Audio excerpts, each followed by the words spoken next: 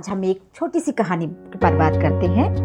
एक राजा थे और उनकी एक सुंदर रूपवान कन्या थी। जब कन्या विवाह योग्य हो गई तो राजा को उसके विवाह की चिंता हुई। उन्होंने राजगुरु को बुलवा भेजा राज दरबार में और राजगुरु से पूछा कि इसके विवाह के बारे में बताइए, इसका वर कैसा रहेगा। राजगुरु ने जब पत्रिका देखी, उन्होंने देखा कन्या अत्यंत भाग्यवान है, तो राजगुरु को लालच आ गया, क्यों ना मैं इससे आप खुद ही विवाह कर लूं। तो वो राजा से कहते हैं कि ये कन्या तो आपके लिए अहित करने वाली है, इसका परित्याग कर दीजिए। तो राजा ने पूछा कैसे, तो राजगुरु ने बताया कि इसको एक बॉक्स में डालिए और नदी में बहा दीजिए। राजा ज्योतिष पर भरोसा करता था, इसलिए उसने ऐसा ही किया।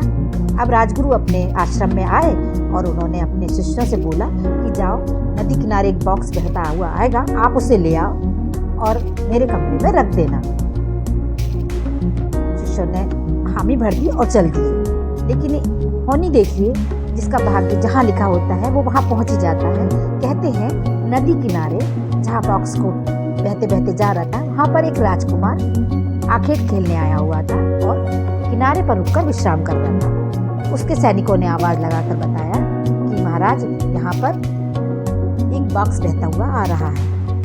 तो राजकुमार आदेश देता है कि उसको लेकर आओ। जब वह खोल कर देखता है तो सुंदर रूपवान कन्या निकलती है और वह अपनी कथा राजा को बताती है। तो राजकुमार बोलता है कि बॉक्स में तो जो शेर लेकर आया हुआ रहता है वो एक जिंदा उसको बंद कर देता है, बॉक्स को वापस बहा देता है और उस कन्या से विवाह कर लेता है, क्योंकि कन्या उसको अच्छी लगती है। अब देखिए, यहाँ पर बॉक्स बहते हुए जा रहा है और राजगुरु के शिष्य उस बॉक्स को निकालकर राजगुरु के कमरे में रखाते हैं। महाराज गुरु जब कमरे में जाकर उस बॉक्स को खोलता है दरवाजा बंद करके, तो उसमें से वो शेर निकलता है और उसको खा जाता है। वो चिल्लाते रहता है और राजगुरु मर जाता है और राजकुमारी का विवाह अच्छे से सुंदर से राजकुमार से हो जाता है।